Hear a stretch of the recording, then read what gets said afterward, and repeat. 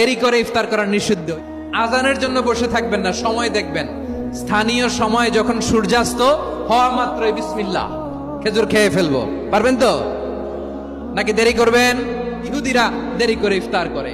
লা ইয়াজালুন নাসু আলা খাইরিন মা আজ্জালুল ফিতরা। বিশ্বনবী বলেছেন, এই উম্মত যতদিন আগে আগে ইফতার করবে, এই উম্মতের কপাল থেকে কল্যাণ কেউ ছিনিয়ে নিতে পারবে না। চিল্লায় বলেন ঠিক কি না? আবহাওয়া দপ্তরের ইফতারের টাইম যেটা, সেটাতে ইফতার করবেন।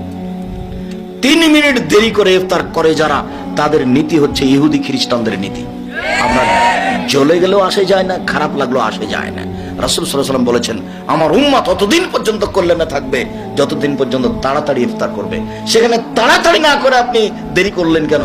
বলছে, আমি কি পেটুক, আমি একটু ধৈর্য ধারণ করতে পারি না?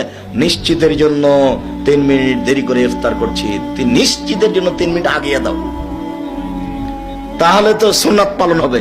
আমি যেটা ভালোবাসি তার নাম ইবাদত নয়।